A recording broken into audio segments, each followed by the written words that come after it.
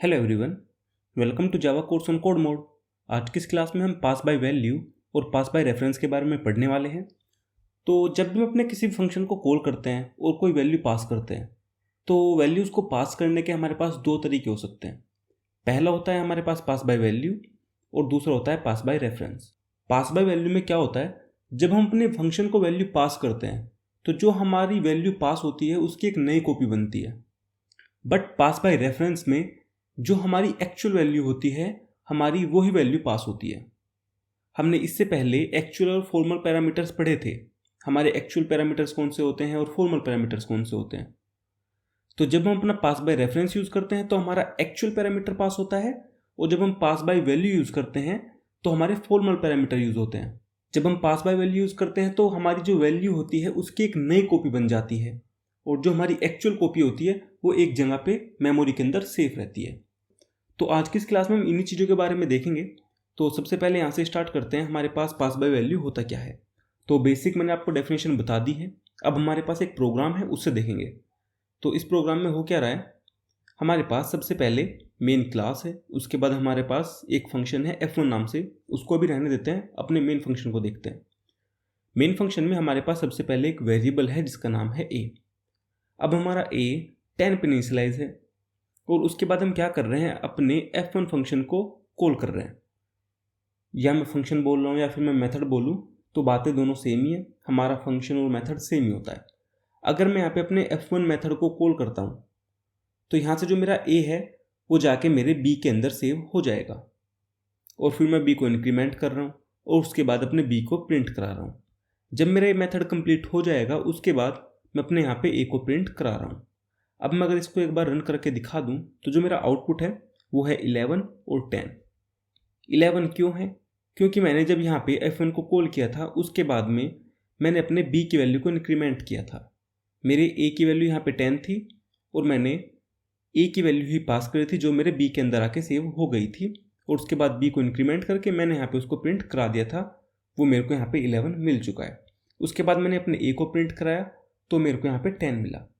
अब यहाँ पे हम पास बाय वैल्यू यूज़ कर रहे हैं, क्योंकि जब मैंने अपने फंक्शन को कॉल किया, अपने मेथड को कॉल किया, तो जो मेरा a है वो पास हुआ, और मेरा जो a है वो मेरे एक इंटीजर इंट b के अंदर जाके सेव हो गया। अब मेरे a की एक नई कॉपी बन चुकी है, और जो भी मैं यहाँ पे काम कर रहा हूँ, मैंने यहाँ पे इंक्रीमेंट किया है, वो मेरे जो कॉपी है उसके अंदर हुआ है, जो मेरा एक्चुअल a है उसके अंदर नहीं हुआ। अब अगर मैं इसी एग्जाम्पल को यहाँ पे देख लेते हैं, मैंने यहाँ पे तो b लिया हुआ था। अगर मैं ऐसा करता हूँ यहाँ पे a ही ले लेता हूँ, मैं यहाँ पे b की जगह पे a लेता हूँ।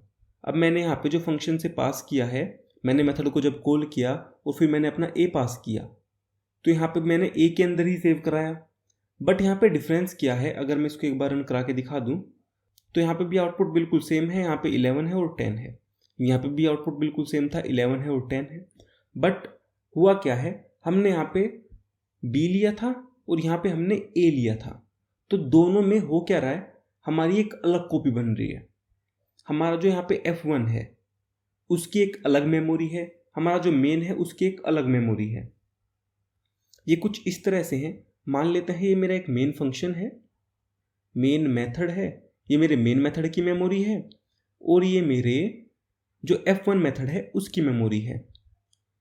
इस मेमोरी के अंदर मेरे पास यहाँ पे a है, मेन मेथड के अंदर a है, तो यहाँ पे जो मेरे मेन मेथड की मेमोरी होगी उसके अंदर मेरा a का एक अलग ब्लॉक होगा। इसी तरह से जब मैं अपने F1 मेथड के अंदर अपना a बनाऊंगा तो मेरे F1 मेथड के a के अंदर, मतलब उसकी मेमोरी के अंदर, मेरा एक अलग ब्लॉक बनेगा जिसके अंदर मेरा a सेव होगा। इनके नाम सेम हो सकते हैं बट इनके जो एड्रेस हैं वो अलग अलग हैं।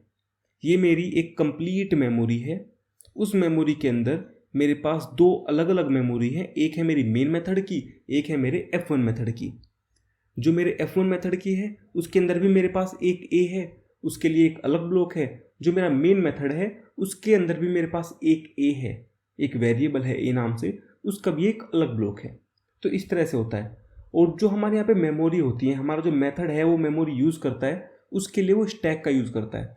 जब हम आगे डेटा स्ट्रक्चर पढ़ेंगे तो स्टैक, इनके बारे में हम अच्छे तरीके से पढ़ेंगे। बट अभी के लिए अगर कोई पूछे एक मेथड अपनी वैल्यूज़ को किस तरह से स्टोर कराता है, तो वहाँ पे हम स्टैक का यूज़ करते हैं। तो ये थोड़ा सा हमें ध्यान रखना है। तो यहाँ पे भी हमारा काम सेम ही हुआ है। मेरे पास यहाँ पे जो F1 था, जब मैंने उसको कॉल किया तो मैंने अपना A पास करा। अब मेरे A की वैल्यू 10 थी, तो यहाँ पे जाके मैंने उसको इंक्रीमेंट करा। तो इन दोनों की मेमोरी अलग अलग है। यहाँ पे जो मेरा A है और यहाँ पे जो मेरा A है वो अलग अलग एड्रेस पे हैं। तो यहाँ पे जो मैंने वैल्यू इंक्रीमेंट करी है वो मेरे को यहाँ पे नहीं दिखेगी, इसलिए जब मैंने यहाँ पे अपने A को प्रिंट कराया वो 10 प्रिंट हुआ। अब इसके बाद थोड़ा आगे चलते हैं, वहाँ पे देखते हैं। तो हमने यहाँ पे क्या किया है, हमने एक एरे बनाया है y नाम से। उसके अंदर हमारे पास 4 एलिमेंट हैं और हमने एक मेथड बनाया जिसका नाम है डिस्प्ले, और उसके अंदर हमने अपने एरे को प्रिंट कराया। तो सिंपल सा हो रखा है, मैंने यहाँ पे रन भी करा रखा है। तो यहाँ पे मेरा एरे प्रिंट हो जाएगा, उसमें कोई भी प्रॉब्लम नहीं है। अब अपने पास बाय रेफरेंस पे चलते हैं, उसको देखते हैं होता क्या है। तो जो पास बाय रेफरेंस होता है उसके अंदर हम अपना एड्रेस पास करते हैं, बट जो जावा होती है हमारी उसके अंदर पास बाय रेफरेंस नाम की कोई भी चीज़ नहीं होती। उसके अंदर एड्रेस पास करने के लिए भी हम अपनी पास बाय वैल्यू का यूज़ करते हैं।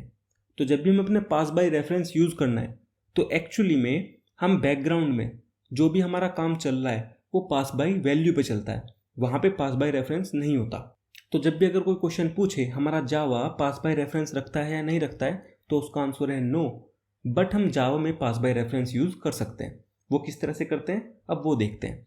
तो हमारे पास यहाँ पे एक वापस से वही है, हमारे पास एरे है y नाम से, और उसके अंदर हमने क्या किया है, सबसे पहले अपने y0 को प्रिंट कराया है। तो यहाँ पे अगर हम देखें तो y0 की वैल्यू थी 5, तो मैंने 5 को प्रिंट कराया, 5 प्रिंट हो जाएगा। उसके बाद मैंने अपने F1 मेथड को कॉल किया और अपने y को पास कराया, और जो मेरा y है वो जाके x के अंदर सेव हो गया। अब यहाँ से जो मैंने अपना पास करा है वो मेरा एक एरे है, तो इसलिए मैंने यहाँ पे अपना एरे ही डिफाइन किया हुआ है।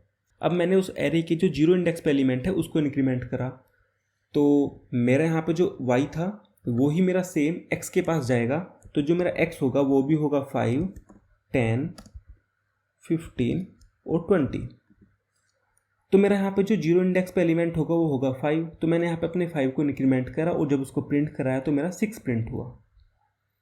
उसके बाद मैं यहाँ पे अपने इस मेथड से आ गया और फिर वापस से मैं अपने y0 को प्रिंट करा रहा हूँ। तो यहाँ पे अब की बार मेरा 6 प्रिंट होगा। जब मैंने पहले प्रिंट कराया था तो मैंने 5 प्रिंट कराया था, और अगर मैं इसको एक बार रन करा के दिखा दूँ तो मेरे को 566 मिल रहा है, जो कि मेरे को मिलना भी चाहिए। अब ये हो किस तरह से रहा है वो देखते हैं। तो जो मेरा एक एरे होता है उसका जो नाम होता है वो एरे का एड्रेस को रिप्रेजेंट करता है। तो जो भी हमारा एक एरे है उसका जो नाम है वो हमारा एड्रेस दिखाता है हमारे एरे का। तो जब मैंने यहाँ पे अपना y पास करा तो मैंने यहाँ पे x के अंदर अपना एड्रेस पास करा है, और जब भी हम अपना एड्रेस पास करते हैं तो वो हमारा पास बाय रेफरेंस होता है। अब यहाँ पे चीज़ें काम किस तरह से कर रही हैं वो देख लेते हैं। तो यहाँ पे मान लेते हैं मेरे पास एक बड़ी सी मेमोरी है, उसके अंदर मेरे पास 2 मेथड हैं। एक मेरा मेन मेथड है, दूसरा मेरा F1 नाम से है। अब मेरे मेन मेथड के अंदर मेरे पास एक एरे है y नाम से, और y का कुछ एड्रेस है। लेट्स से इसका एड्रेस मान लेते हैं a, y का एड्रेस a है। और यहाँ पे मैंने अपने F1 के अंदर एक x नाम से बना दिया है। और मैं क्या कर रहा हूँ, जब मैं अपने F1 को कॉल कर रहा हूँ तो मैं अपना एड्रेस पास कर रहा हूँ। तो मेरे x के अंदर जाके मेरे y का एड्रेस सेव हो रहा है। तो ये जो मेरा x है ये मेरे y को पॉइंट कर रहा है। तो जब भी मैं अपने x के अंदर कुछ चेंज करूँगा तो वो मेरे y के अंदर चेंज होगा, और जब मेरे अपने y के अंदर चेंज करूँगा तो मेरे x के अंदर चेंज होगा, क्योंकि ये आपस में जुड़े हुए हैं। यहाँ पे हुआ क्या है, जो मेरा एरे है वो तो मेरे मेन फंक्शन की मेमोरी के अंदर ही है, बट मैं अपने दूसरे मेथड के अंदर उसको x नाम से बुला रहा हूँ। ये कुछ इस तरह से है, मान लेते हैं एक बच्चा है वो स्कूल के अंदर है, तो स्कूल के अंदर उसको सूर्य के नाम से बुलाते हैं, और जब वो घर चला जाता है उसको हर्ष नाम से बुलाते हैं। तो बंदा एक ही है, इंसान एक ही है, बट उसके 2 नाम है। 2 अलग अलग जगह पे उसको 2 अलग अलग नामों से बुलाया जा रहा है। तो इसी तरह हमारा यहाँ पे हो रहा है। हमारे मेन मेथड के अंदर जो मेरा एरे है वो y नाम से है, बट मैं उसी एरे को अपने F1 मेथड के अंदर x नाम से बुला रहा हूँ। तो जो भी मैं अपने x के अंदर चेंज करूँगा वो मेरे y के अंदर चेंज होगा।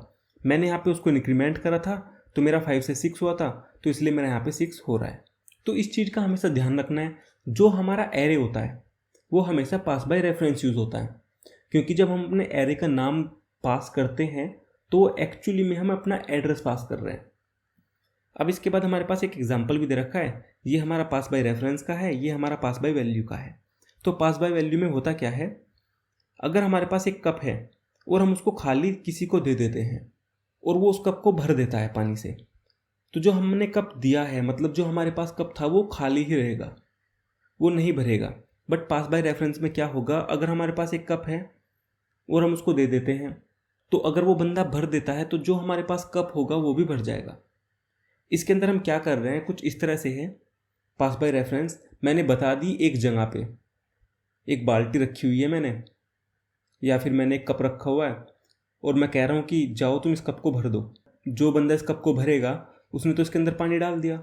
तो अब इसको दोनों देख सकते हैं, तो दोनों को उसकी जगह पता है, वो कप कहाँ पे है, तो जाके उसको यूज़ कर सकते हैं। बट पास बाय वैल्यू में क्या होगा, वो उसको कप दिखा देगा कि बेटा कप ऐसा होता है, और दूसरा बंदा क्या करेगा, उसकी जैसा ही अपना दूसरा कप बना लेगा और उसके अंदर पानी डालेगा।